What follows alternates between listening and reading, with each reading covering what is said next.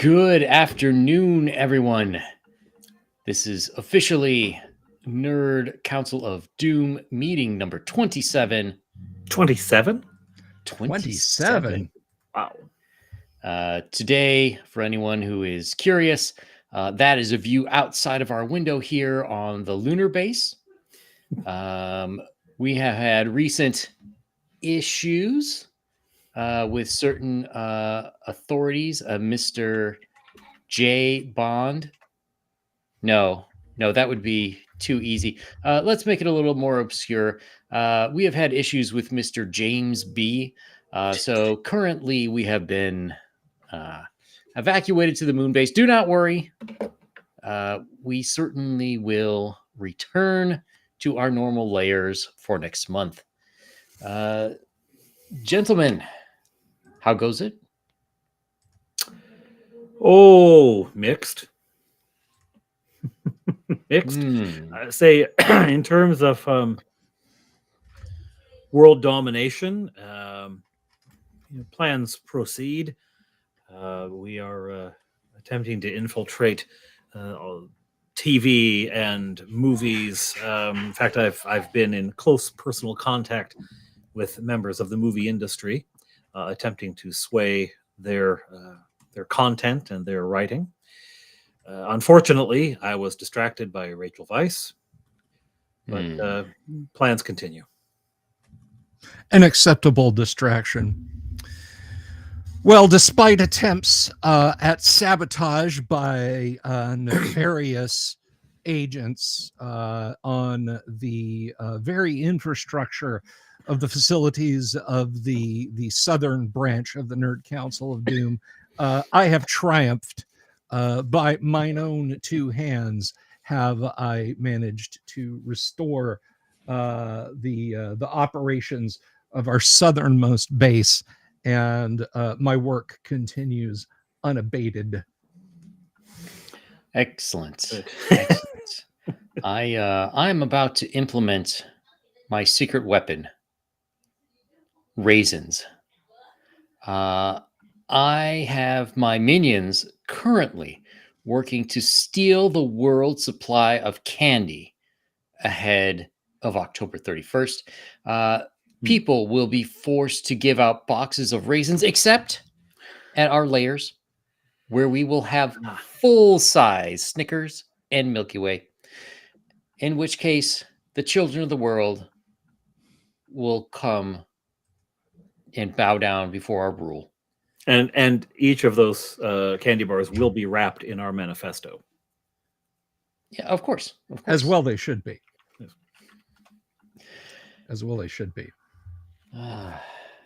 So it has been a very long week, I think, for everyone, and perhaps Padre. Yeah, I just wanted to touch, because look, this is a nerd culture vlog live stream thing. It's not. We don't deal with political issues much. We do where politics and culture collide, where politics starts to creep into pop culture. We talk about it, attempting really, I hope, to drive it out of pop culture, because it ought to be taken either more seriously or less.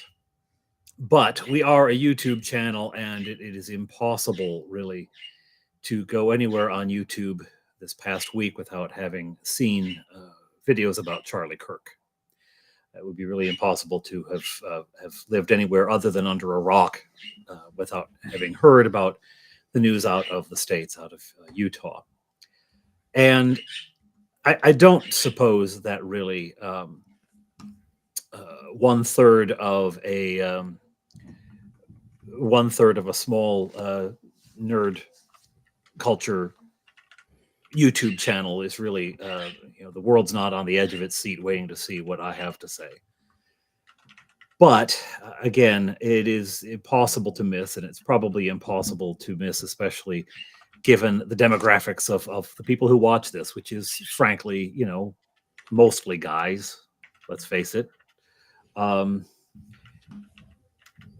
And I'll probably won't say anything that the world hasn't already said 100 times, but the culture in which the answer to political disagreement is violence, the culture in which the answer to a challenge to one's own worldview is violence, is abhorrent. And I think we're all feeling a little shocked because whatever you thought of Charlie Kirk, love him or hate him, he was a fixture. I mean, he was a force of nature. And the news, it was out of entirely, well, I guess literally and figuratively, out of left field to hear that. It was shocking. And it gets even more so when you go and you watch videos of him with his kids, and the horrible and disgusting irony of it is I didn't watch a lot of Charlie Kirk. I'm not that interested in politics, and I'm not voting in American elections, so I didn't really care that much. I didn't watch a lot of Charlie Kirk. I've seen him. You can't be on YouTube without seeing him. But in the last 3 days, I have watched hundreds of his videos. So anyone who wanted to silence him has just amplified him. People who would only obliquely run into Charlie Kirk have gone and watched his videos. And they would have found someone who, yes, said some provocative and controversial things. But I don't think, from what I have been watching a lot of Charlie Kirk, I never saw him say anything that attacked a person. He would attack ideas. He would attack them just ferociously. But he didn't attack people. And the rhetoric about him, he was a Nazi, he was a fascist, etc., is sadly not surprising. And this is not something that the left owns entirely. This is not something that is unique to one side of the debate or other. Everything is getting pretty bloody heated. I don't know that this is going to calm anything down. I don't think this is going to quiet those voices. I wish it would. I don't think it will. But as it pertains to our particular hobby,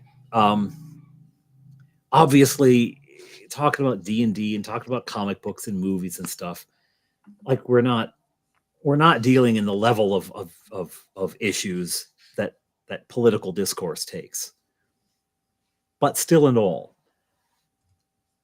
we've all seen, dramas unfold on Twitter. And I know Twitter is Latin for make a big deal out of nothing, right? So, but we've all seen Twitter flame wars and people disparaging, dismissing, denigrating each other because they like a different version of a game. All right. They like a different time in a comic book's history. They preferred a movie with a different cast. Right. And that's not to say we need to say, oh yeah, I love those games too. I don't. I like BECME. I like AD&D. I like OD&D. I can tolerate second edition. If beyond that, I kind of don't like those games at all. Like pretty much. But I think there's a real difference between not liking the material and the thing the person is talking about, and then demonizing the person. And although it's small in the game world, it's small. It's not any huge. No one's calling for anyone's death that I've seen. But neither were they in politics 20 years ago.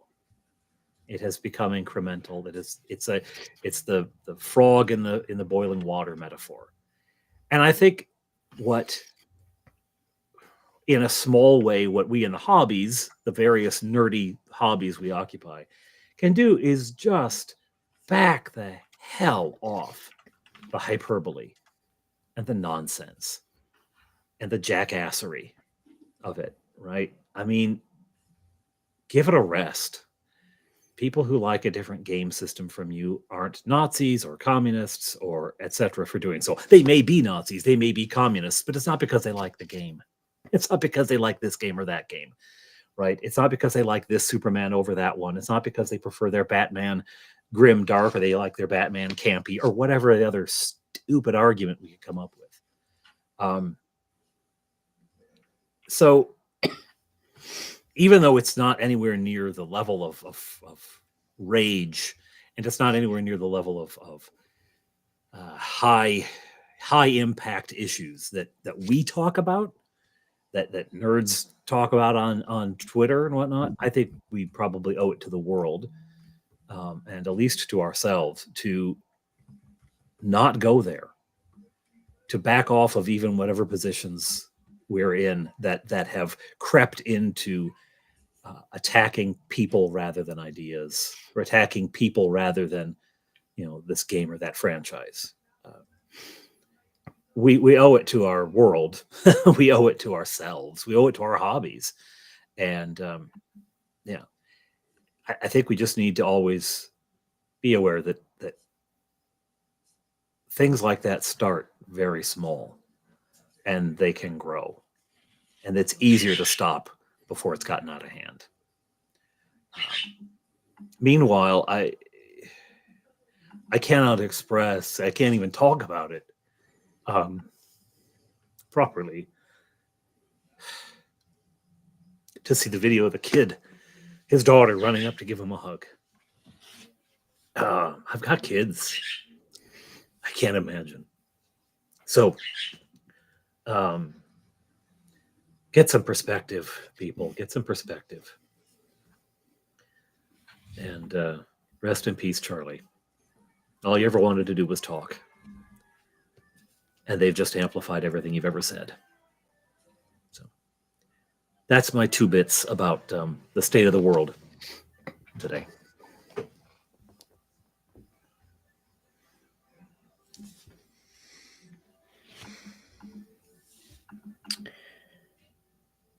Well, thank you, Padre. It's a very powerful statement, and I think something, everybody on all sides of game war, edition wars, and publishing companies and whatnot should think about.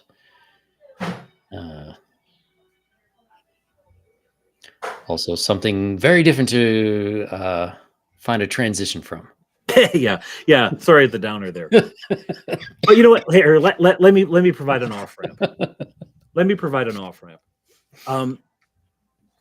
The games we play, the comics we read, the movies we watch, the TV shows, they can provide a framework in which we can explore darker thoughts. They can provide a framework in which we imagine a better world. They can provide a framework in which if we want to go out and fight evil, right? Because let's face it, most of us are living in suburbia and whatnot, and not actually facing off against demons in the sewers every night. Let's find in that a nobler story. Train ourselves in that story. And provide ourselves some distraction from the idiocy. I mean, touch grass, touch dice. Unplug from the constant finger pointing and screeching, right? And have joy and fun in life, because there's so much to be screechingly upset about, and it's simply not worth it. It's simply not worth it. So let's talk about games. Let's talk about something happy, something fun. Let's give ourselves something else to think about this week. Yes. And I think Brother Daniel phrases it well. I just want to play a game with stout heroes, necromancers, half-naked demon women, black masses to summon elder gods, and looting the bodies. I think part of us is right there with you, Daniel. Yeah. So Counterpoint, I want to play a game with stout heroes, necromancers, and all naked demon women and black masses to summon elder gods and looting the bodies. So Well, for me, it just depends on which half. I always want to know which half. Left half or right half? Padre, which is the... I always ask that about half elves. Yeah. Front half, back half? Half naked, half elves? Guys, save that for the After Dark shows. The blue edition. I do want to give a shout out to Paul Raven's call. I munged up. I was going to do like a little super chat thing, and I inadvertently made a big super chat thing and then immediately turned it off. But Paul, thank you very much for the super chat over on my channel. If you're watching, guys, if you're watching, whether you're watching on X or on Dungeon Minister's channel or on Yang's channel or on my channel, please, if you haven't, please do go over to Nerd Council of Doom, our primary media outlet, and subscribe. We're looking to build that, not just our own individual arenas of viewership. So I love you all and thank you all very much for your support. But if you haven't subscribed to Nerd Council of Doom, the links are all over mine, Dungeon Minister, and Yang's channels. So come on over here, as it were, and at the very least subscribe and watch and give us thumbs up and likes over there also. So thank you. Thank you. Well, I was just going to mention, Padre, I think you can keep the talking stick, because from a game standpoint, you're probably nearest to the metal. You have something happening in a couple of weeks, yeah? Well, a few weeks. Yes. So CleriCon happens at the end of October, near the end of October 24, 25, and 26 in beautiful Glen Williams, Ontario. Which is in the GTA, the Greater Toronto Area, or as we like to say, it's in the GGWA, the Greater Glen Williams area. And Toronto, the suburb of Glen Williams. That's where we, it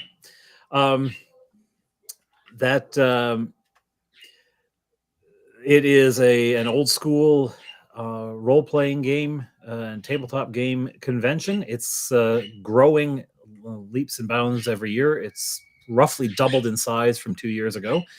We're not going to let it get any bigger, really, when it comes down to it. It's maybe a little next year. I'm going to rent the second space for a bit longer, but it has gotten to two venues, about a 3 to 5 minute walk apart from each other, and a lot of tables of great games. Most of them are filled, I have to say, at this point.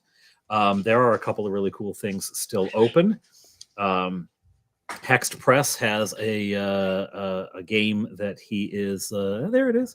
Hexed Press has got a game that he is running his own invention, and of course the name of it has so entirely escaped me at this point, which is absurd.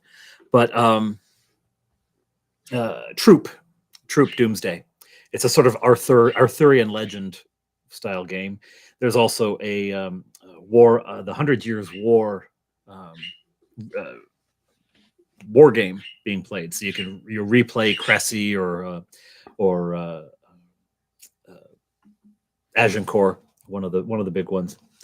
There's some other things that have a couple of seats available as well. So there's still a few things open, but it's going to be a lot of fun. There is an online component happening on the CleriCon Discord as well, and that's kind of ginning up now as people are offering to run games and looking to sign up for games and things like that. So, yes. The Ball of the Mace is a D20. It is. I will. I will be running something in virtual CleriCon. So, not even going to make the joke anymore. Dungeon Minister is admonished enough. So yes, I will run a little something at CleriCon. Looking forward to that. So there you go, guys. CleriCon. get in while the getting's good. Now you say you're not going to grow it anymore, but I mean, No. I'm not trying to be a smart aleck, but I mean, what do you do if 50 people extra show up this year or next year? Well, I think if they show up on the day, there's only going to be so many seats. They're going to put them in as many seats as we can, and that'll be that. But no, there's only so much space available, and I don't want to go to a different space. I don't want to keep growing it for a couple of reasons. One, the spaces that I have, I'm getting at a bit of a discount, but also it sits in the village where my family campaign, on which my YouTube channel is founded, where that campaign was set. It's like the home base for that campaign is a fantasy version of the actual village of Glen Williams, and so we want to have it in the Glen, in that village where the story happens. Okay, yeah, that's pretty much it. Right on. And I just thank you. I just put the for those of you who are watching just over on my channel, I did link to the Discord. If you're interested in checking out the virtual CleriCon games or just want to hang around the Discord for the fun of it. And I think I think it's now in the private chat, Yang, if you and I will point out, there was like on Saturday, there's 3 games on Saturday are going to be live cast to my channel. So it's going to be the Troop Doomsday, it's going to be Mage's Musings, and it's going to be Bandit's Keep. I think Bandit's Keep is going to be running OD&D and Chainmail, a chainmail battle at the end of it. So that's all happening, and it's going to be live streamed on my channel on the site. Excellent. And speaking of chainmail and chainmail battles, that brings us to a question. Are games that are so old, do they become new again when the younger populations no longer remember them? Is there potentially a comeback for games like OD&D, Chainmail, Beckme? Yes, unquestionably. I was having this discussion over on X, and someone, I don't remember who it was. If you're out there watching, listening, whatever, and it was you, I apologize. I'm not trying to give you short shrift, but the discussion came up over the mindset gulf between people whose entry point into TTRPGs is modern D&D and those of us who began, and how when I say younger, I mean I'm using that term to reference the age of the game, not the age of the person. I mean, you could be 75 and the first time you ever play D&D is 6th edition, bless your heart. But so I said, but the question was mindset. Can it be changed? I have never run an OD&D or an AD&D game for someone whose first D&D was that is incorrect. GM, get that trash off my comment. No, I'm kidding. GM, I'm kidding. Come on over, GM. Come over to my place. unclean.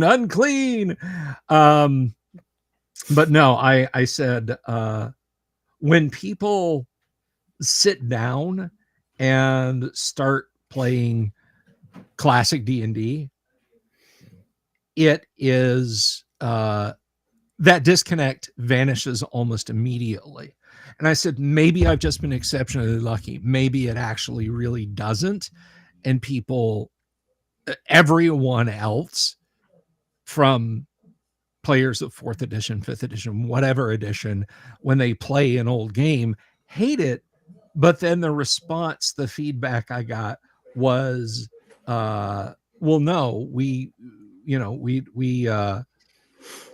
we've seen that too. That when people sit down and you're like, here's your character sheet, here's your dice. If you need it, here's a player's handbook. Game on. That disconnect goes away, and people sit down and they really want to play it. And I think that people rediscover or discover for the first time for themselves a game, and they embrace it and they love it, and it's all good. I think old games can be new again. Yang, did you or the Padre ever play Wizardry on the C64 or Apple II or anything? Do you guys ever play the old RPG called Wizardry? No, I think that was slightly before my time. I did not have a computer at that time. Yeah, it came out for the Apple in either 1979 or 1980, but you had to have a disk drive and 16K of RAM. It may have even been 48K of RAM that you needed. So it had pretty steep system requirements, but it was a classic, and it's like my hat's off to the guys that created the game, because Lord knows back then TSR was just looking for any excuse to slap somebody's hand, because Wizardry, it's 6 stats: strength, intelligence, wisdom, dexterity, constitution, charisma. Almost all of the basic starting classes are the same. Fighter, I think they call the cleric the priest. I like that. And instead of paladin, it's samurai, it's something, but they have very similar to first edition AD&D style character classes and stats and everything like that. So it was a big favorite for decades. Well, guess what? A company licensed from whoever owns the IP for Wizardry. It's not a new Wizardry game. It's Wizardry 1, but all of the game logic is run internally on an Apple II emulator. All of what you see on the screen is a gorgeous, brand new 3D experience that, like, it'll tax your video card. You get this beautiful rendered 3D dungeon instead of just straight wireframe lines on the screen and little 4-color sprites for the monsters. And it's gotten very good reception, and I think there's a lot of people who they just want a good game experience, and if that's what draws them in, and if they then go, okay, well, I want to play that was Proving Grounds of the Mad Overlord, I want to play The Return of Weirdna, I want to play Knight of Diamonds, I want to play Legacy of Lilgammon, and so on and etc., then good. Let that be their avenue in. I guess what I'm saying in a very roundabout way is absolutely you people can rediscover old, quote unquote, old games. I mean, if you never had a chance to go to a con where Paul Stormberg is running his Legends of Wargaming, let yourself get roped into a chainmail game. Yeah. Paul will have old graybeards like me. Paul will have people who wrote chainmail, and Paul will have like random guys and girls just walking through the convention space. He'll be like, hey, come over here. Check this out. And before you got it, so you've got somebody whose only TTRPG experience is playing their, their half tiefling, quarter sorcerer, 1/3 warlock, Kenku Asimar, is now playing like Hittites versus Sumerians on Paul's sand table using the chainmail rules and loving every minute of it. Yeah, I can speak from personal. We have a game that runs out of our parish. It's some parish kids, some kids from a neighboring parish, and my eldest, Fleetwood, is the DM for it, and the kids in there, got 12, 13, 14-year-olds, a couple of parents, actually a parent and a grandparent play in it. A girl who had been given a copy of the starter set, the 5e starter set, and kind of was interested in playing, wanted to find a group. Well, the group she found was playing Beck Me. That's the game we play. And they're in it, right? They're in it. And they don't even think of it as, oh, this is just D&D. This is what we're doing. We're doing D&D. Mhm. But we could have started with any system. That would have been what they were playing. We just added another player this past week, actually. On Wednesday, we got another player. She and her mom played that night, but the daughter is going to keep playing. I think she's probably 12, right? So yeah, absolutely. It's interesting to me. Yesterday, I had the basic expert on, who's got a Kickstarter currently for a game he calls White Box, and White Box is based on D&D as it was played in 1974 to 1975 before the first supplement came out. So it has the OD&D rules plus the 3 chainmail books. So that's all there was at the time. And in speaking to him, his big thing was those editions are kind of hard to play because they weren't written well. And it's like part of the rules will be hidden like in the description for a troll, and part of it is like hidden in the description for what a hero's feast was and how the leveling worked and whatnot. And that got me thinking. I spoke with I believe the Dungeon Delver knows Doom Sword Deathmatch. I had him on a few months ago, and he is working on redoing a lot of monster blocks for AD&D 1E. And his thesis is he had come to the conclusion that a lot of people were just running monsters. I don't know if he'd use the word wrong, but maybe inefficiently, so they're not as challenging as they could be. So he's got 2 projects, and one of them is basically redoing a lot of those monster stat blocks so that they're easier to read and more obvious as to like how to use the monsters more effectively. And so I'm kind of wondering,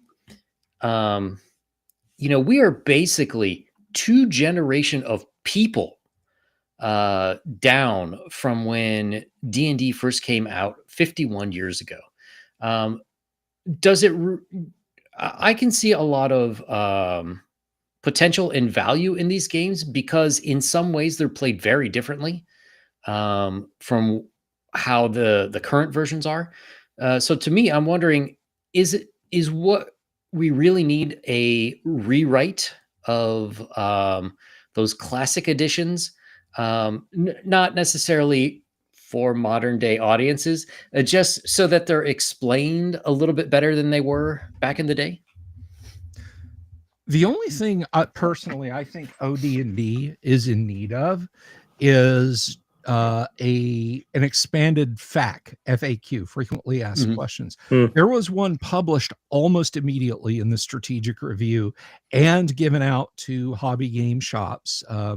I think you can find the OD&D FAQ out there on the web. I think OD&D needs a FAQ, but I am very, very, very, very leery of going in and changing things, of moving things around. Like I always thought it was part of the charm of OD&D that monsters had a % liar. Now, I bought the new official OD&D PDFs the other night, just because I wanted a text searchable one. I had purchased them decades ago from Wizards of the Coast when they did their first run at creating or curating PDFs of classic D&D stuff, and it was not a great scan of an original collector's edition white box, but they basically just took their retypeset remasters from 2014, the 40th anniversary of D&D, and said, here you go, here's the PDFs. But I was looking through that, and I was a little disappointed because they corrected percent in liar to percent in layer. Yeah. And I think it takes a little bit of the charm out of the game to do that. And I feel like anything that they're going to do, if you're out there, and I apologize to people who re-envision OD&D or AD&D or whatever, if you think I'm denigrating your work, I'm not. But I feel like there's maybe too much of a sense of, well, I acknowledge the existence of the classics, but I would much rather play Ozric Swords and Wizardry because the old ones are just so badly organized. They're not that badly organized. They're really not. No. I would prefer some effort be put into a community project to answer things like, what about fire versus regenerating animals? Well, look at the trolls, that sort of thing, as something ancillary to the classic stuff, rather than Gygax, here's mine, it's better. Yeah, I'm playing Beckme, not playing the rules cyclopedia. The big complaint is always, that you've got to go hunting through usually 4, because nobody has ever played Immortals. I'm convinced no one's ever played that game. You've got to go hunting through 4 out of the 5 books to find something, right? You've got to go, and was it in a player's manual or was that in the DM's guide? I can't remember which it was. So what I would like to see is a comprehensive index of all of those books that you could have as a booklet. And you're like, where was that? You could pull out the booklet, find, it's in this book, that page. But like you say, it's part of the charm to me was the fact that it was all in these different books, and you didn't have to go hunting it up. And as the dungeon master, as a completely nerdy kid who did not have any dates on Friday nights at all in high school, I spent hours and hours poring over those books. So when someone said, gee, how much damage does holy water do against the undead? Bing! I had it either in my head or I knew where to find it, like that, And it's funny, my eldest boy is like that. They'll be rolling up characters in Beckme or 5e for that matter, and someone will say, "Oh, how much is a small sack?" Boom, he knows. He knows how much it costs in this system, in that system, in the other system. That's part of the fun. It's part of it. Well, that's why your Moldvay Basic is objectively better, because it's just one book. You just argued against yourself. It's objectively worse because there aren't multiple tomes.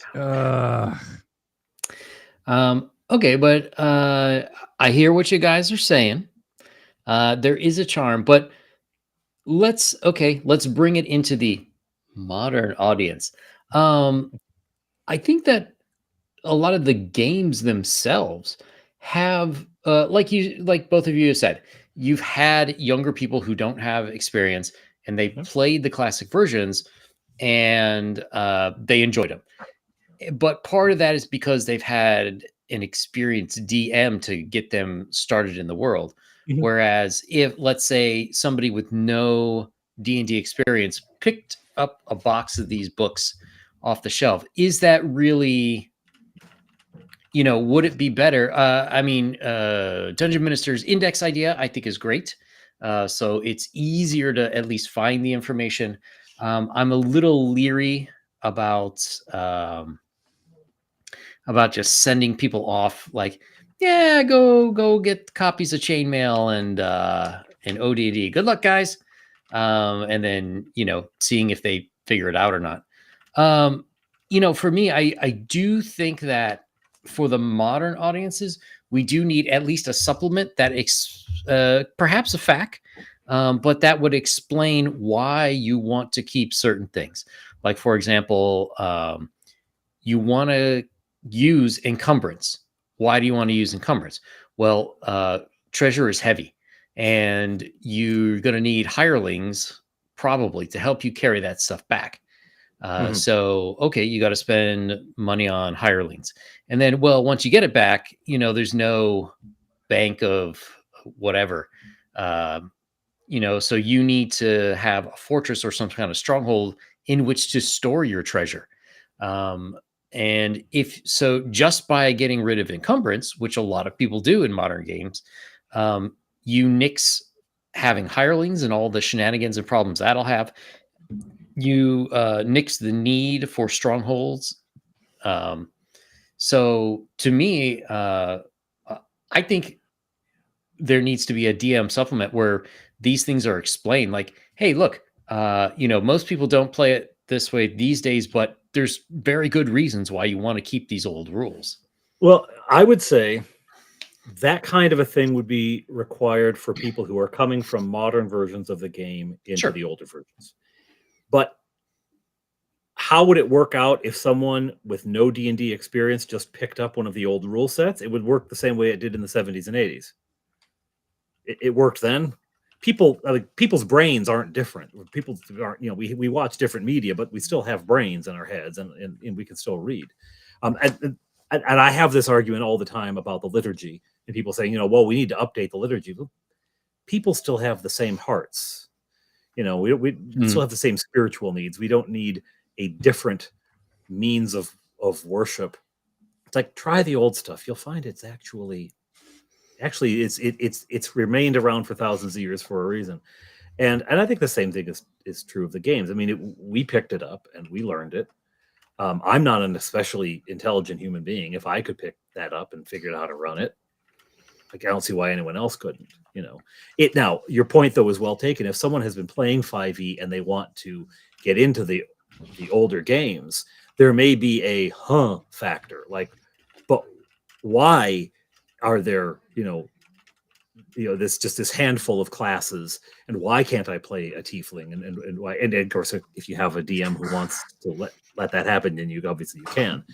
But there may be a sort of, what's the rationale for this? Why aren't there cantrips? Why can't I do it? So yeah, you may need, for people coming that direction, you might want that.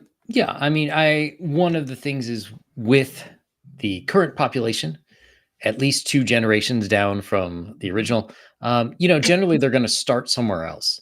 They're going to start 5e or maybe some other gaming system. So to an extent, I think even talking about liturgy and Bible stuff, we always have new commentaries for study books to make things easier to understand for modern audiences. So I think that, in my opinion, if there are certain explanations for the DMs, at least, like why you want to keep in a lot of this traditional stuff, and what happens when you take it out, what's the consequences for not having it in there? To me, I think that makes a lot of the older games, I don't want to say more viable, but I think it makes it more, no, not comforting. It makes it so that people who have perhaps started somewhere else will find it easy to understand, and they're able to enjoy playing it more. Yeah, well, I would actually say it probably would have been helpful to have a clearer explanation of why encumbrance was helpful back in the 70s and 80s, because frankly, that was something that got ditched. It's been ditched for decades. People have been ditching encumbrance as a rule, or more likely handing out, like in the first adventure, how many parties in their first adventure, in the treasure stash of the 3 kobolds they killed, find a bag of holding. because the DM just does not want to do the calculations, right? And the bag of holding magically has no bottom. It's not a 10,000 coin limit. Oh no, you could stuff a dragon in there if you wanted to. So that has sort of been a thing for a while, I think. Could probably have used better explanation to start with. Yeah, no, I agree with that. And I do think that now we do have the clarity of 50 years of tabletop role-playing game experience.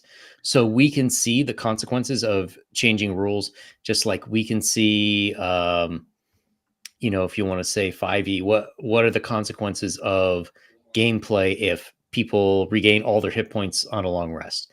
What are the consequences of cantrips and, you know, certain other things like that? So to me, little explanation goes a long way of like, nah, you don't want to use those modern rules. And here's why. Right. You want to give the players a bag of holding because you don't want to keep track of encumbrance. I want to give the players a bag of holding because I assiduously want to keep track of encumbrance and watch what happens when they try and stuff too much in it. We are not the same. I want to give them two so they can stuff one bag of holding in the other bag of holding. And then watch what happens. Yeah. I want to give them a bag of devouring. I want to give them a bag of annihilation. I gotta tell you, the one of the groups I ran, they found a bag of holding and a rod of cancellation, and they put the rod of cancellation in the bag of holding. Oh no! Now they have a bag. Now they just have a bag. And a bag. Nice. They have a bag and a stick. They don't know this yet. They have no idea yet.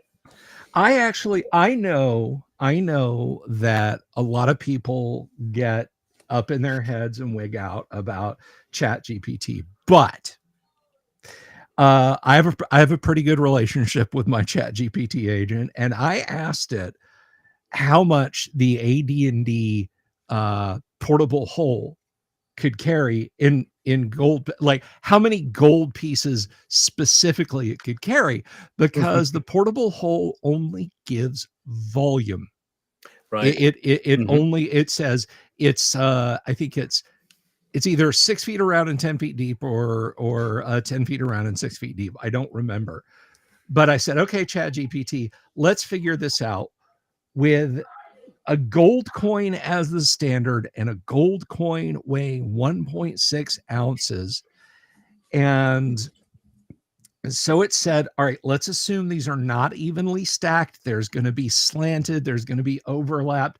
I don't remember everything it did, but it came out to just some like 17 million gold coins in AD&D can be put in a portable hole. 17 million gold pieces. So like, hey, we slew a dragon. We found 38,000.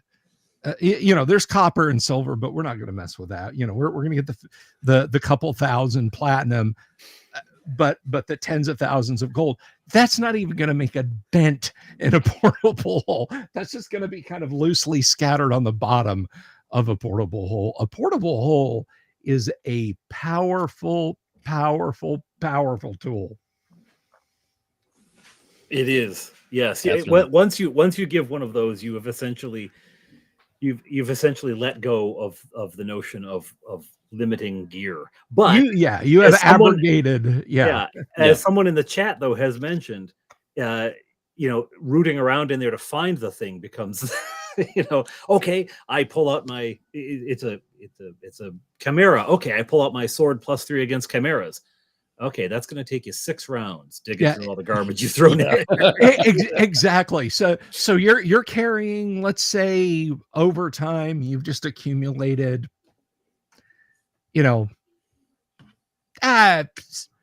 million gold pieces. God knows how many odds and ends. It's in a space the size of my studio.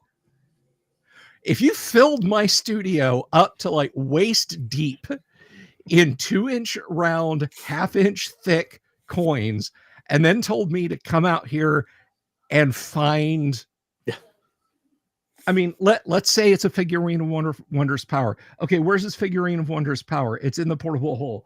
Fill up my office in coins like I just described, and have me come out here and find a specific miniature. I can't find my keys half the time. Exactly. Exactly. I about need to put an air tag on my readers, and just the idea that that you don't have to consider anything after you get a portable hole is kind of lunacy. I have this crazy recollection that, and somebody out there in the audience check me so I don't have to go digging through my Dungeon Master's Guide. It certainly wasn't in 1E. Padre, you play basic all the time. Yang, what do you play when you play classic D&D? Oh, I don't know. I'm usually not the one running it, so it's whoever runs.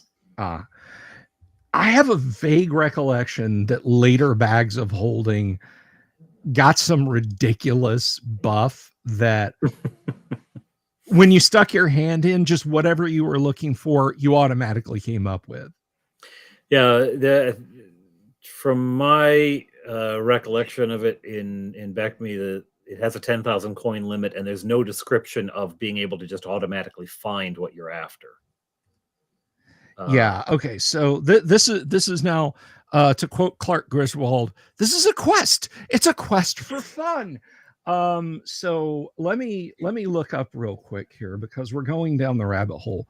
Well, we've all been somewhere with our wives, or my wife doesn't really carry a big purse, but my mother did, and she didn't matter actually what size of purse she carried. She thought, a big purse, then I'll be able to see everything.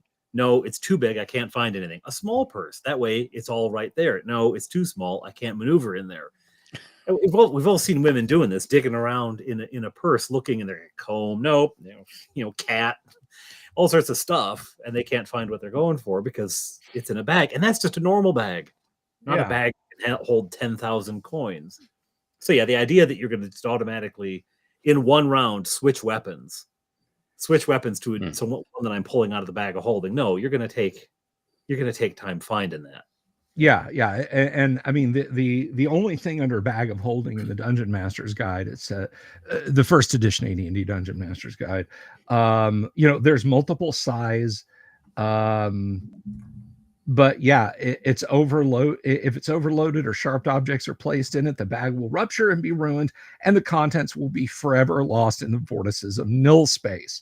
Basically, your stuff clips outside of reality. You ever play Doom or Quake and you use the no clip command and you're just like far outside the map and you can see it off in the distance? That's where your stuff is. Congratulations if you tear or puncture your Bag of Holding. But yeah, there's nothing here about I can just automatically grab whatever it is I'm looking for.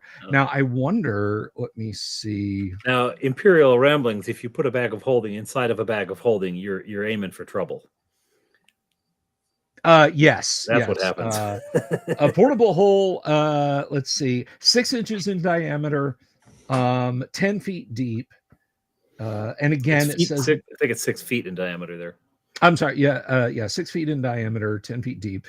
And it says nothing about I can just grab whatever I want. However, to answer Imperial Ramblings, it says if a portable hole is placed within a Bag of Holding, it opens a gate to another plane, and the hole, the bag, and any creatures within a 10-foot radius are drawn into the plane, and the portable hole and Bag of Holding being destroyed in the process. So yes, regardless of what you have, you have to know where it's at and know where to find it. I recommend bells or like ropes with big wooden buoys tied to the item, even if it's just a little potion bottle. You can do a string. You could do a string and then clip it on, and then tie it onto the top of the bag with a note. Potion of fire resistance. Which string is it? I would salute that kind of clever gameplay on the party's fault. Go ahead again. This is just the 5e Bag of Holding from 2014, in case anyone was different was interested in the comparison. Let's see. Has an So interior space. Yeah, so it falls back to basic D&D in terms of not having different size ones. It's just got one. yeah, and it's a little smaller. 2 feet diameter at the mouth and 4 feet deep. Mm-hmm. And although I was going to say it does still mention the or what happens to the That's the explosion. does yes. Here we go. Yes. If you do, it will send you to the astral plane. I would actually salute a group that used that said that we want to get to the astral plane. We can't locate, a portal there. We don't know. Oh, hang on. Let's do this. Yeah, that would be an interesting thing to put into a game that you've got it. That's where you want to be. And how are you going to do that? Yeah, how are you going to get there? You'll have to sacrifice, I once used a similar trick to get out of hell. Nice. But that there you go. That's be an your- excellent. that is genius. I quite like that. You're trapped in here forever. Oh no, I'm not. Shove. Boop. So here's the bag of holding description from Beckme. The item looks like a normal small sack, but anything placed within it disappears. Anyone may reach in and find the contents by touch. Now that doesn't mean that it immediately appears in your hand. It just means you're feeling around in there. The bag will actually hold treasures up to 10,000 coin in weight, but will only weigh 600 coin when full. An item to be placed in the bag may be no longer than 10 feet by 5 feet by 3 feet. A larger item will not fit inside. That's still a pretty big allowance for an item. Yeah. I can't remember. Somebody out there who's a little bit more conversant with OD&D want to catch me on this, but I don't remember if bags of holding and portable holes showed up in OD&D. I kind of feel they definitely have a feel of a Greyhawk item. Yeah. But if somebody wants to check me out, one thing I will say is that I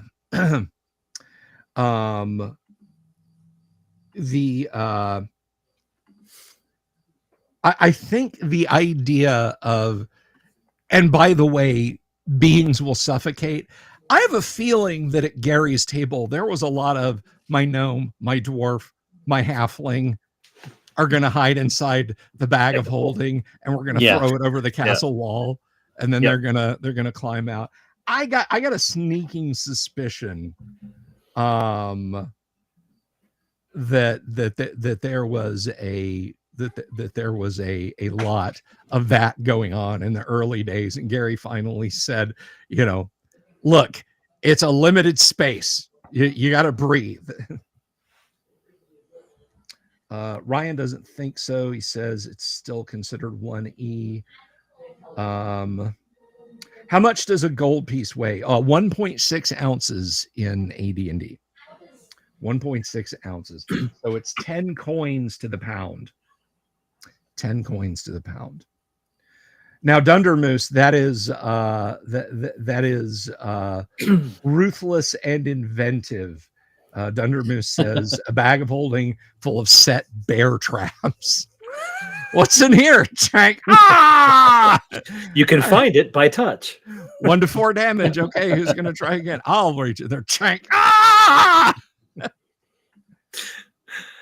You did roll a dice, a random dice for which whether you get the bear trap or the treasure. Oh, I wouldn't give them the opportunity to get treasure. It would just be full of bear traps. I mean, that'd be great. Bear traps all the way down. Yeah. That'd be great. Just don't put any treasure in there. It's all traps of some sort.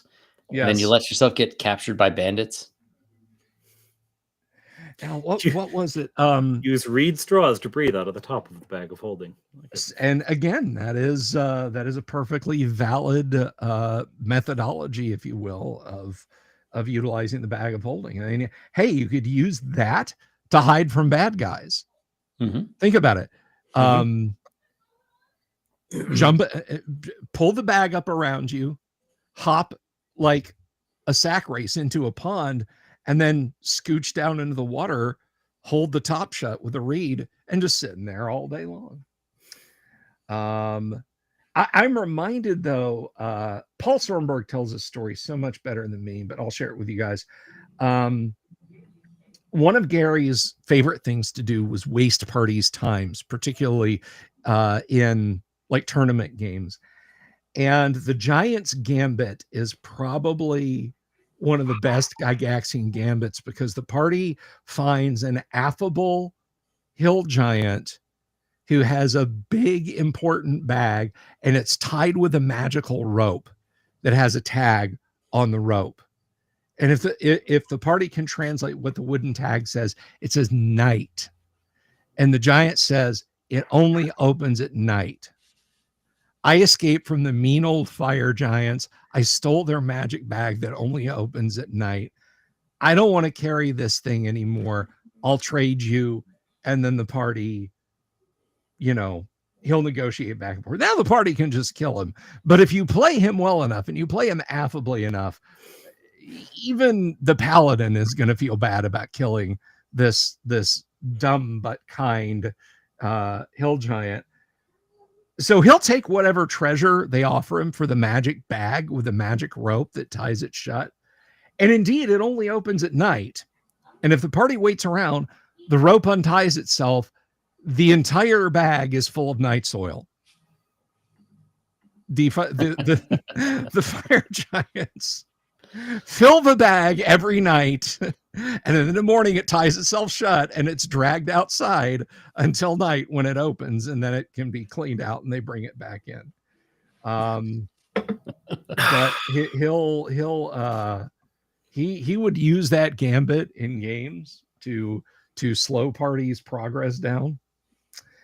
A bag of holding full of wet chickens. There you go, Bob Beckman.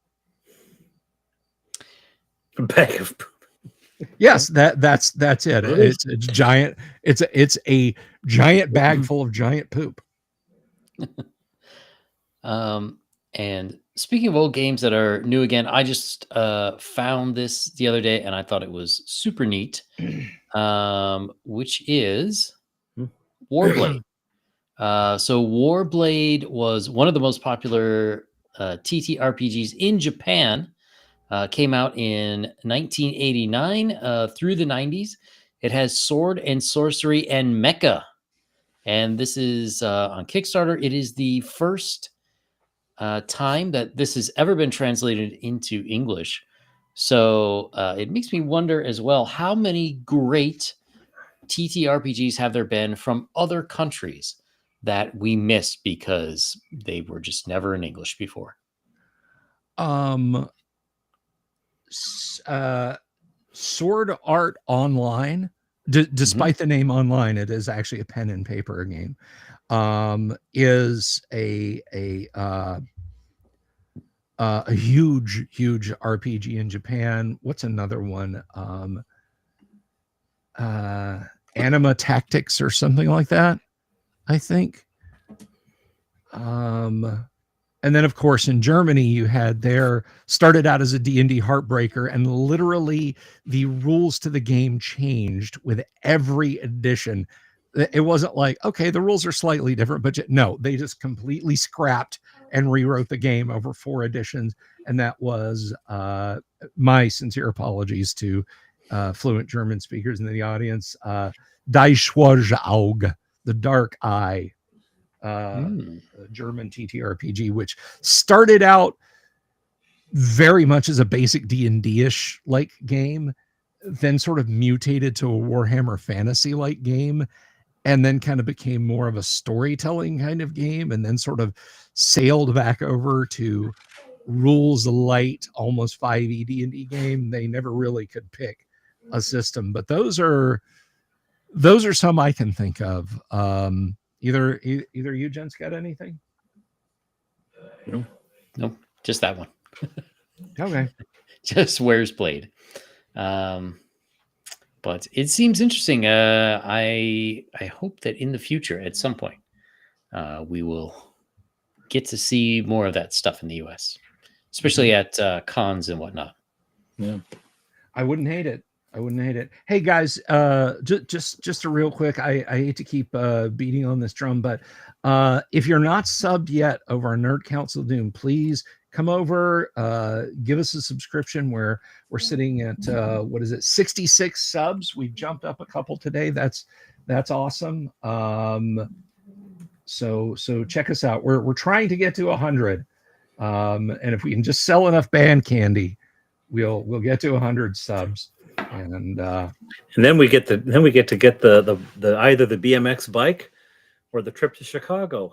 Yeah, I want the BMX bike myself. But yes, so please. Yeah, I don't want to go to Chicago at all. Sorry, Chicagoans. I only want to go to Chicago on my way to Lake Geneva. Dungeon Delver, speaking of old school games, let's say I don't know, you were going to play first edition AD&D and maybe you didn't know really how to make a character. What would be the best way to do that? Well, I suppose if I had, just a whole bunch of time to kill, and I was just I was just had all the time in the world, I might just just sit down with the player's handbook and go to town. Or what I might do is I might fire up a copy of CROM, the Character Record Organization Manager software. That's right. We well, I in the software division have created a software application by which you can easily, and I mean very easily, create yourself a first edition AD&D character. Now, I know what you're saying.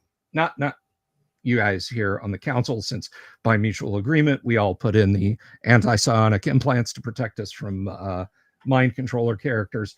But I know what you guys out in the audience are thinking. Bill, I can create a character in 5 minutes. I just need a note card and 4d6.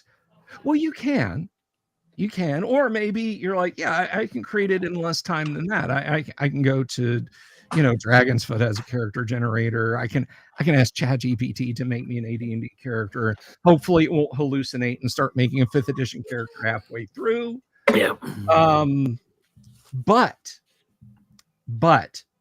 CROM is so much more than that, because CROM not only creates your first edition AD&D characters, CROM will let you buy their equipment.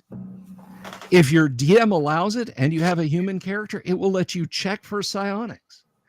It will let you add experience point or jump levels, and it keeps track of your hit dice as you go for you. CROM will let you sell gemstones and jewelry.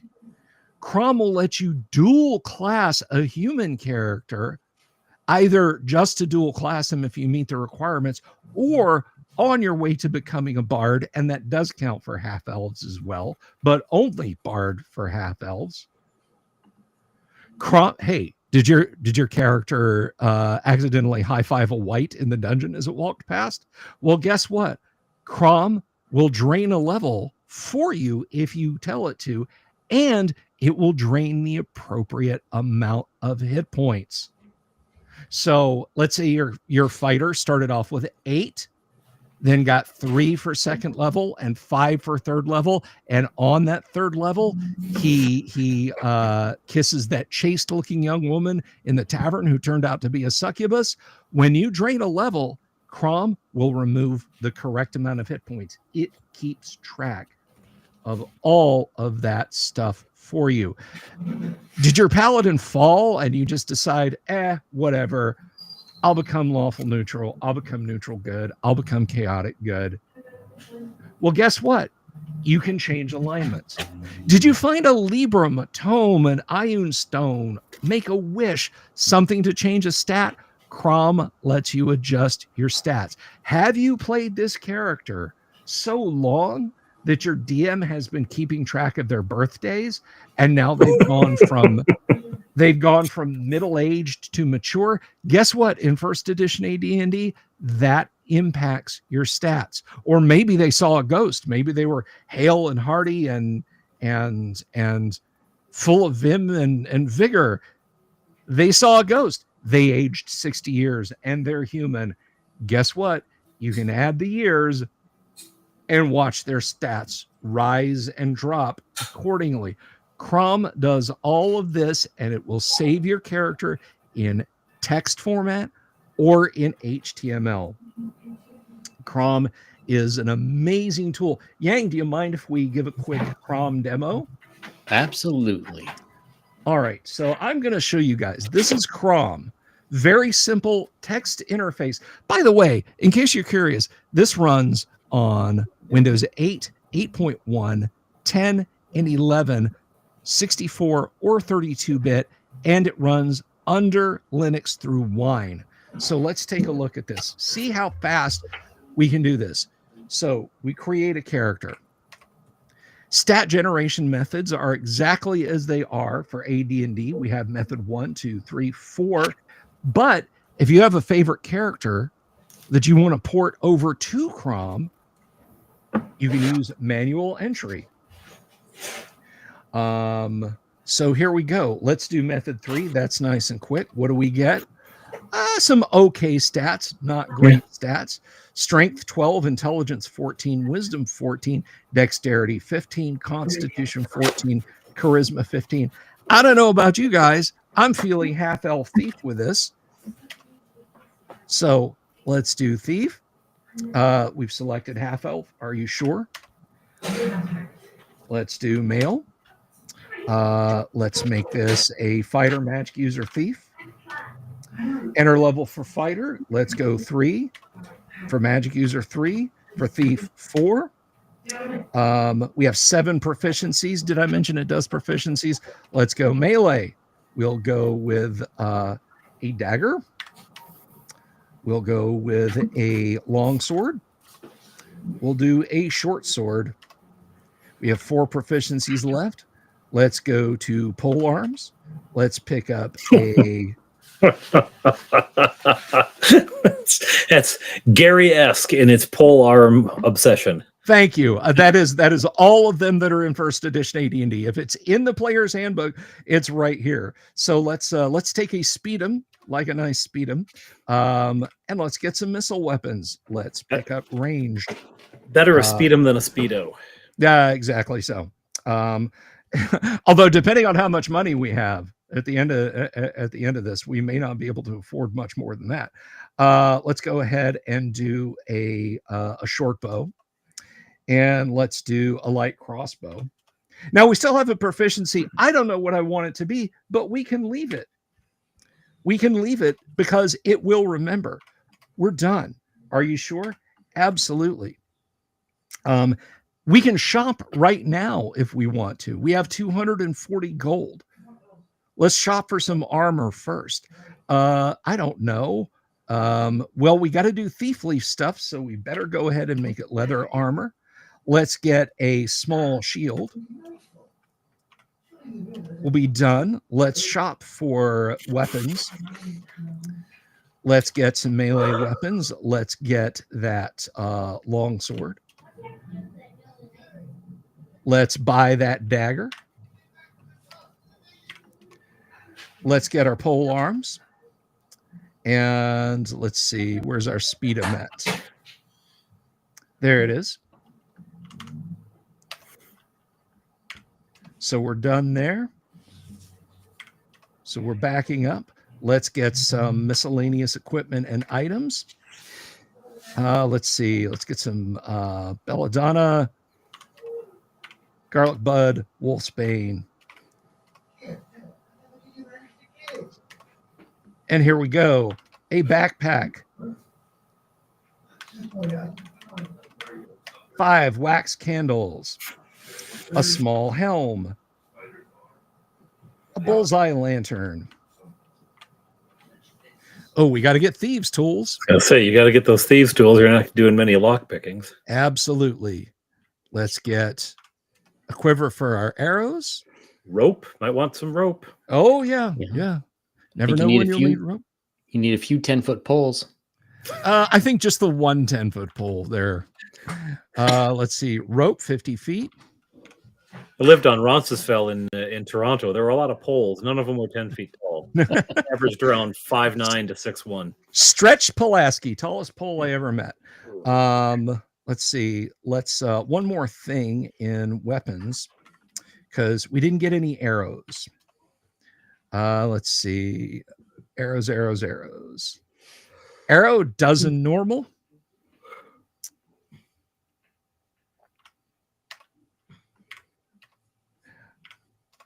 Let's get some livestock. We're going to get a light horse. Going to be done. We're going to get religious items. Holy water. I like the advice in there from Canik, as if this character is actually heading for a game. If you can afford holy water, that's always good in an undead bench. Yeah. Let's see. Maybe by the way, Canik, no, I don't think any of the games are officially up yet. Are officially loaded. I was going to say maybe Canik is scouting for Tuesday night, as this guy might show up in the Dungeon Delvers Tuesday night game. We are done. Check for psionics. No. We're going to say neutral good. And we're going to call this guy NCOD. Press enter to continue. And here are our save methods: text, HTML, or JSON. I'll let you guys know in advance. It automatically saves a JSON file. You don't have to select that one. Let's save them out in HTML. NCOD. And that's it. Guys, I just completed a complete first edition AD&D character. Cool. Not counting the banter, about 4 minutes. Now, let me show you guys something real quick. When I say complete, I mean complete. I'm going to pop this open. I'm going to pop this open, and I'm going to share this. Stop sharing. I'm going to share a screen. And yeah, if you want to put that up there. And there we go. Oh, and by the way, did I mention it will also automatically generate spellbook for any level magic user you wish to make. Oh. Nice. So there you go, guys. That's CROM. Cool. Show your hit points calculation per level. It's all there. So anyway, that's CROM. And it is awesome. And anyone by CROM. Anyone who has any questions about that, reach out to me. Email bsylvie@gmail.com. Not .com. I have a question about this. So let's say someone decided they wanted to buy this wonder of modern science that is clearly a beneficial update to an old game. Would they buy this by email? Is there a website? How would someone purchase this? Right now, your purchase option is you purchase by email. Drop me an email, again, at bsylvie@gmail.com, and I will send you the download link for $25 redos. And that entitles you to any and all updates in the future for CROM. Any bug fixes, any patches, anything like that comes out, you are entitled to it. So, cool. So that's how you acquire CROM. Somebody was asking me, or had mentioned earlier in the chat, who was it? Was it Thor? I have to check out CROM. Well, Thor, drop me an email, bsylvie@gmail.com. Not .crom.com.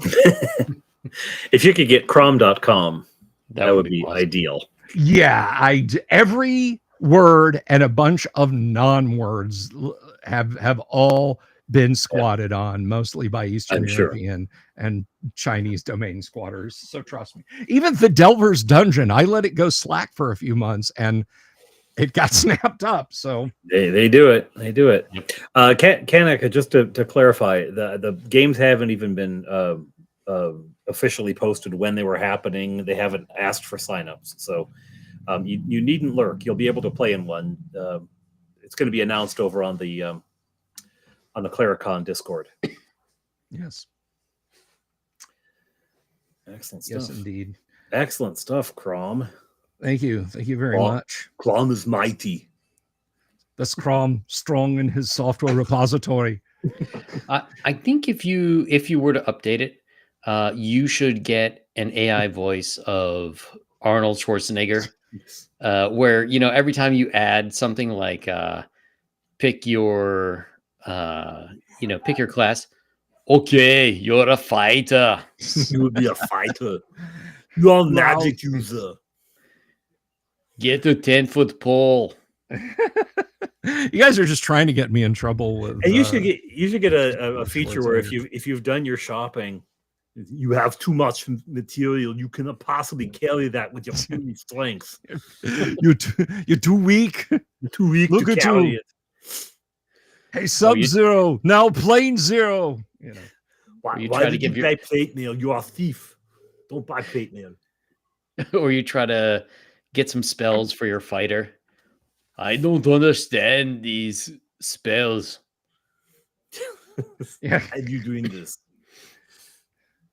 What does this even mean? Or you go in. Maybe I just have a quote from. Oh yeah, I don't even remember. It's one of the '80s Schwarzenegger's movies, but you try and give yourself you're a female gnome fighter, and you try to set you try to set your strength to 18 by 100, and it just reports back, hey, don't bullshit me. Don't bullshit me. Bullshit me. But anyway, that's CROM, and thank you for giving me a few minutes to hawk it. But guys, really, you can create a character in just a few minutes. Yeah. It is not. This puts you outside of the whole. Oh, I don't want to have the party encounter and a powerful NPC. I don't have time to do that. I don't have one to hand. This will take care of that for you. If I hadn't stopped to ramble and I would have had this character done in 3 minutes tops. Right. So I do have another question. Will there eventually be a fully auto create character option?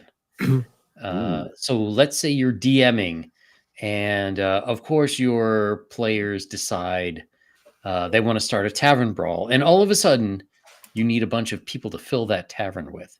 Will there be an option that just spits out like 5 random characters? The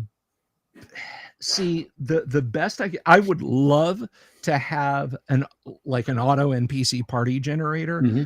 The best I could manage would be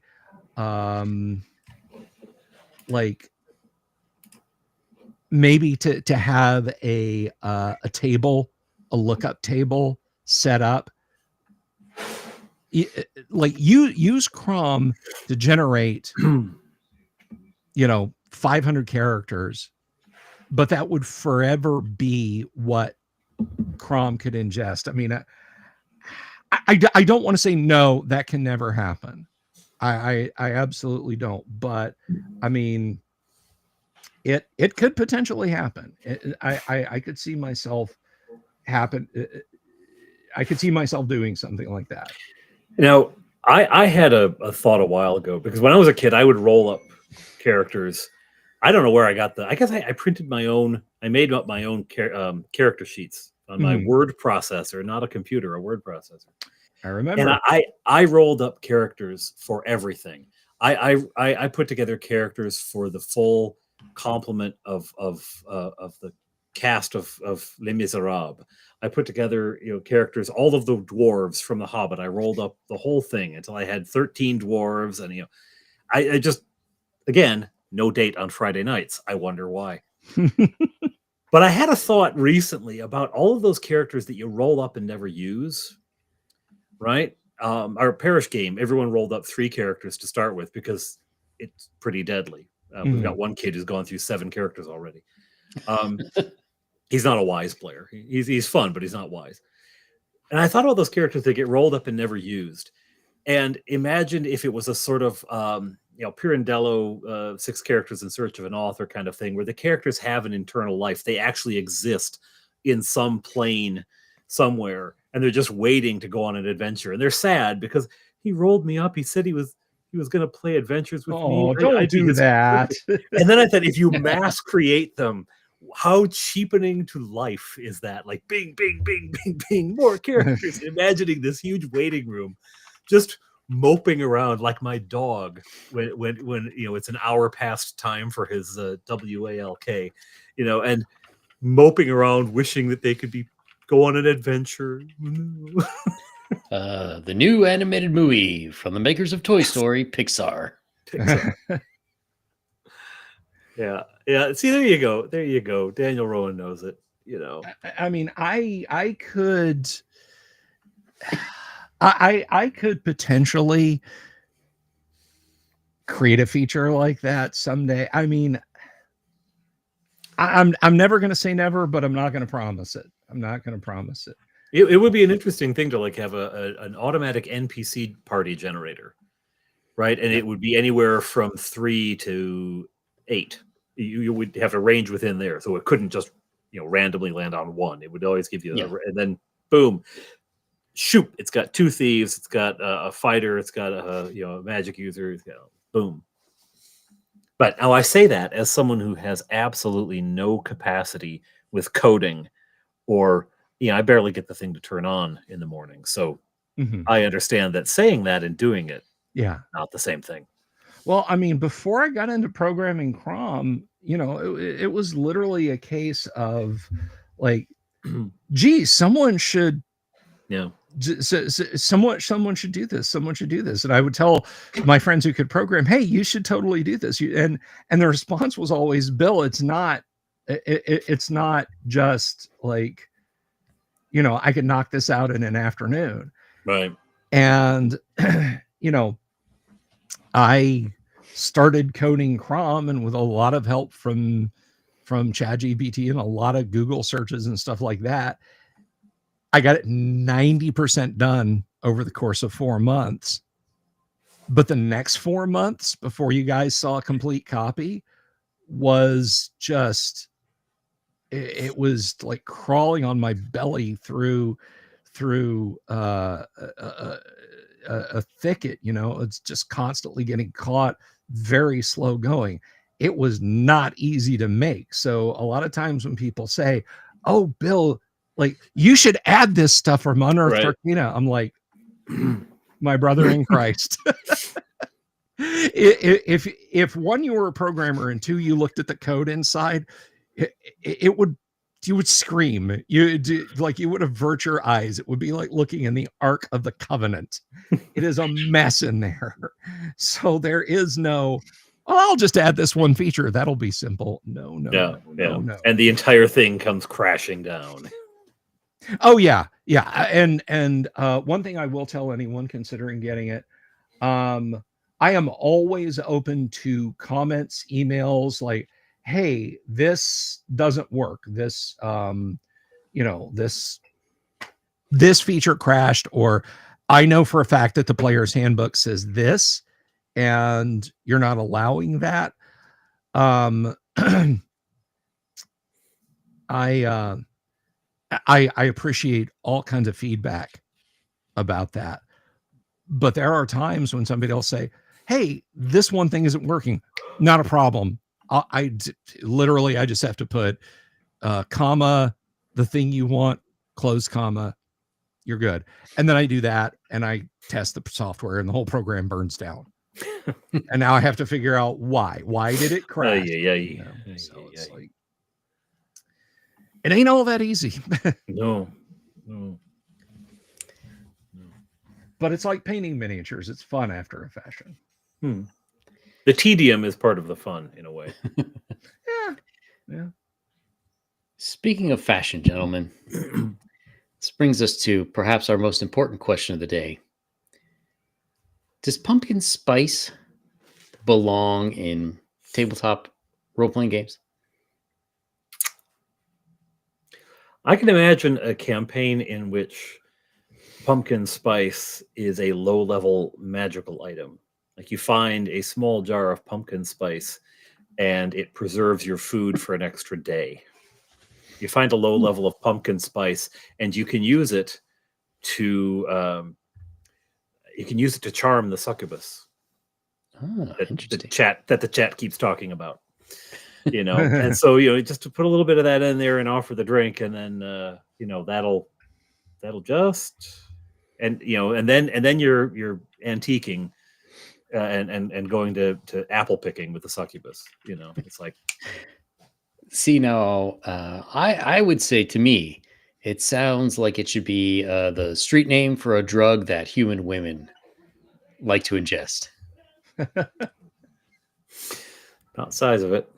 I mean, pumpkin spice is cinnamon, ginger, allspice, cloves. Clove, I think, yeah. Nutmeg. Nutmeg. Yeah, nutmeg is in there. I've seen some people say vanilla. It's really some funny little stuff. Spices should be in your TTRPG. If you're going for a grittier medieval feel, a box of spice. If you found a box of pumpkin spice, I mean, you as a DM, you should have that thing priced like exorbitantly. If you're going for again, a pseudo medieval feel where somebody can't just pay 100 gold pieces to a magic user and say, I want 3 square meters on a side, a cube of pumpkin spice. And even then, if you're doing it right, like, come up with better names than nutmeg, allspice. I dated that nutmeg. She was Which I think I've shown this before, but Aurora's Whole Realms, which was a TSR supplement for second edition. It basically has all sorts of random junk that your players can buy, and it's fantastic. It's got like wines and cheeses from around the world, bard's item, priest's item, random laboratory stuff for your wizard. I know there is exotics. That's it. Believe it or not, I actually have a copy of that book here. Oh, yeah? It belongs to a friend of mine. I've been meaning to send it to her as a gift. I caught it in a down cycle because she had one, regretted getting rid of it, and was forever looking for a copy. But when she would go on eBay or search Adall, it was always when it was peaking in price, when it was like $70, $80 a copy. I caught it on the downswing and found one that was like $15 and bought it for her not too long ago. So I need to send it to her. But I do have a copy, and that's neat that's kind of stuff is in there. Oh, it's fantastic. So, for example, it has coffee, 50 gold pieces a pound, cigars, 10 gold pieces each. That's the coffee is expensive, 50 gold pieces a pound. Well, if you were importing it from the other side of the world. Granted, and that does kind of lean back into what I said about, there was a comment a friend of mine made once upon a time, like, oh, if you could travel back in time to the medieval period, what would you take? I'm like, before I went, I go to the local Spanish grocery store. No. and buy like $100 worth of Badia spices, Yeah. dump it into glass jars so the plastic wouldn't freak them out. And I think the threading on the glass would probably freak them out. But okay. yeah, wait, that's not a cork. That's a cap of metal that you have to turn. You're a witch. You are clearly an evil sorcerer. We're just gonna hang you. But yeah, go back there with that and get the like 30 or 40 pounds of solid gold that it would be worth. Then come back home. No. But you'd go back and exchange it for something that would then be a priceless antique. Yeah, I mean, really, you could just go and buy all the Morton salt that you possibly can, and you would make a small fortune. You would. Yeah. Problem is, if anyone in the modern era carbon dated the thing that you said was an antique, you'd have to have something that couldn't be carbon dated. Oh, I don't think metals can be, can they? Well, I would maybe. simply get something entered into the let's say I go back to England, which I probably would. I would need some kind of translation help, because I know like Middle English from the 1100s would hardly be intelligible, and my current day speech would hardly be intelligible to them.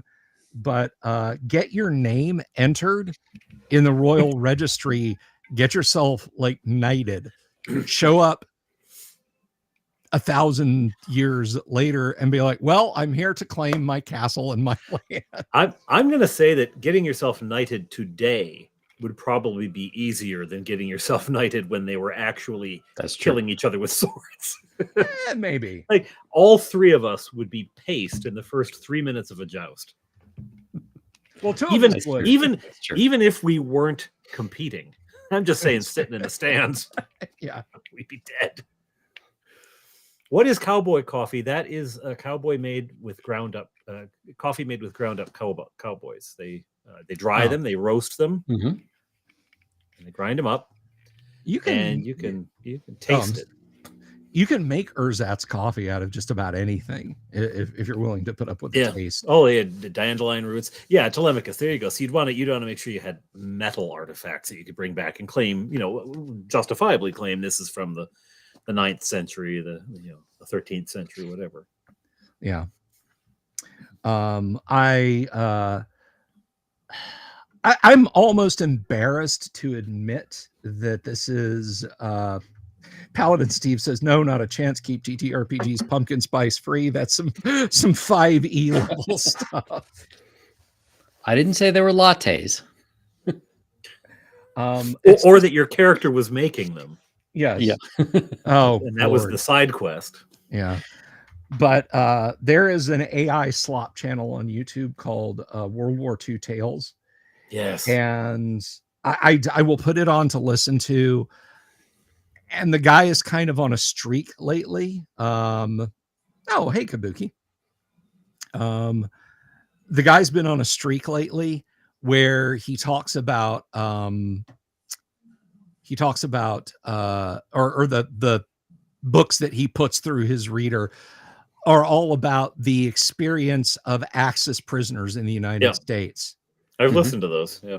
And I mean, talking about like at the end of the night, cooks in the POW camps dumping tureens of coffee out. Yeah. Like, well, you guys didn't drink it all. We don't need this. And they're like, you just poured out more coffee than everyone in my home village has had since 1942. Yeah. That channel, the reader is pretty good. It does a very good job of I mean, occasionally it hit a word where you like, that's a very strange pronunciation. Yeah. It does a pretty good job. It's frighteningly good. Yeah. And it's much better than the sort of the default TikTok voices that are out there. Yeah. Yeah. And I'm not super duper pleased with the channel. A lot of them, I think, and we're kind of skating a little bit here, but what else is new? A lot of them I think are spot on, but then a lot of them are Axis apologia in that they say, the lesson was learned. America didn't win, or the Allies didn't win through prowess in battle or even the quality of their equipment. It was the quantity. No, it was the quality. It was absolutely the quality. I'm sorry, the F4F Helldiver was, or Hellcat was vastly superior to what the Japanese were still flying late 1930s, early 1940s planes into 1945. They were doing, like, their R&D was practically non-existent. They'd make 5 of a prototype plane, and then we'd bomb the factory it came from, and they'd be like, well, crap, we can't do that anymore. Just keep hand making zeros and sending them up. So yeah, a lot of his channels are like, what really beat the Axis was America's production, not any good stuff that they actually did on the battlefield. I'm like, that's not true. But we did bury them in supplies, and the prisoners again, with coffee. I was telling Tim Imholt over on Twitter a couple of weeks ago. We had 2 non-combat aircraft carriers in the U.S. Navy during the Second World War. We built them on the Great Lakes. We said, we need to train pilots on aircraft carriers, and aircraft carriers have to be on the water. Let's just build a couple of aircraft carriers in the Great Lakes, and we'll train with those. They won't be combat ships. And that's what they did. Yeah. As the USS Wolverine and the USS Sable. We had 4 ships. We had 4 ships in the Pacific that just made ice cream. That was their sole reason for existing, was just ice cream. And we didn't care. We didn't care that the Japanese knew that we had ships that made ice cream.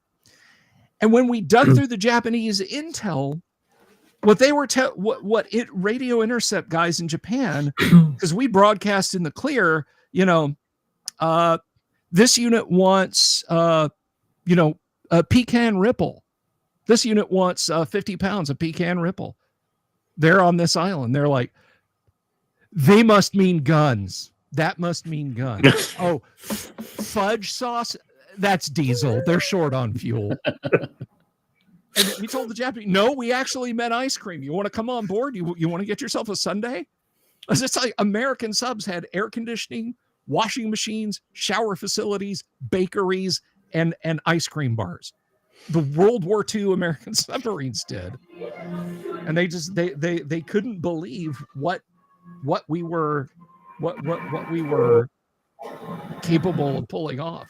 So to go back to the coffee thing, both the Japanese and the Germans, when they were just mind boggled at what we were doing. Oh, we're getting some crosstalk there, guys. That's my boys watching Harry Potter. Okay. But what they were like, this is the first cup of coffee I've had since like 1940. Everything since then has been ground up. It's been like ground up acorns, or like my tea has literally just been dried leaves. What kind of leaves? The leaves that I found and dried and poured hot water through. So there's a story about I think it was a German commander, and he knew the war was over when they captured a U.S. mail truck, and they found in the truck that there was a chocolate cake somebody's mom had made for them, and it was still moist. And he's like, how the heck did they get it from the other side of the world to here, and it's still moist, and we can't even get bread and bullets from home? Yeah. One of the videos they were talking about, there was the U.S. allowed the shipment, I think over the course of German POW internment in the United States, they allowed the shipment of something like 40,000 packages back to Germany. And the Americans treated the mail as sacrosanct as long as you weren't sending coded messages or anything like that. It's like, okay, send this back. And the German prisoners who were making $1 a day, they were being paid. They like, here's your paybook. You're making this much money now. And the Japanese too would go to the canteens in POW camps in America and buy food and send it home so their families could have food. You know, it was just bonkers. It was just bonkers, the amount of material wealth we had. Yeah. Well, it's sort of a way to demoralize the enemy. Yeah. Yeah. And the hope was that because they knew the Gestapo and the I'm going to mutilate this, the Kenpatai, the Japanese military police, basically, who controlled the flow of information in Japan and occupied territories that the Japanese held. They knew they were getting this stuff and going through it first. So here's a letter from Heinz, or here's a letter from Akira, and yeah, I've gained 35 pounds. Yeah. I had 2 Coca-Colas yesterday and ice cream that I couldn't finish.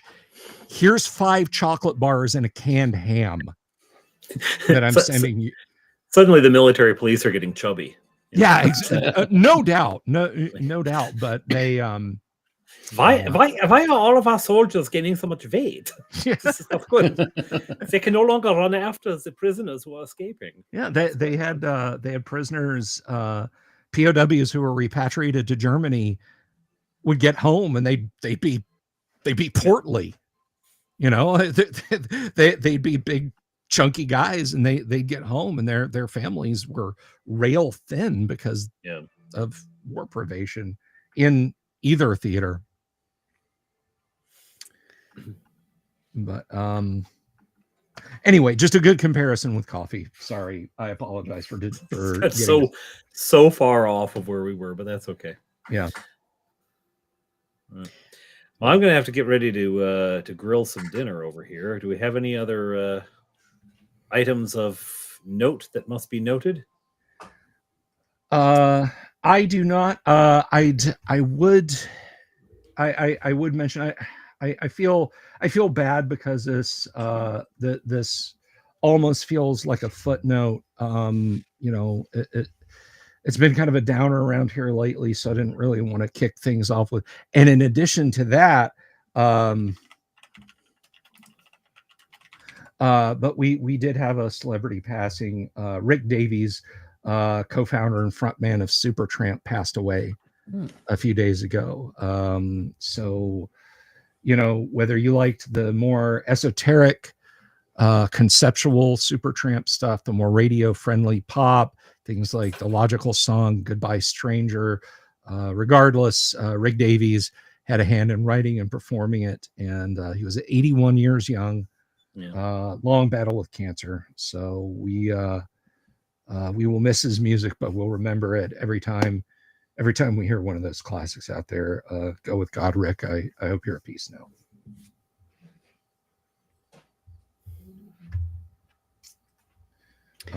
That's all I've got.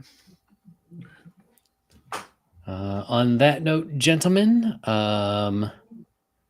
we will reconvene at some point during the month of October, probably. Sometime around CleriCon and whatever I'm doing for the launch of Empire of the Undying Sun. So next month, gentlemen. Next month. Good evening to everyone, and please find your instructions inside the packets under your seats. Those are your orders for the next month. There's also a cyanide capsule inside. Do not eat it prematurely. Wait, is that the little pill that tasted like almonds? Oh, well, I put apple spice flavoring in there. Pumpkin spice. Pumpkin spice. All right. All right. Namaste, my friends.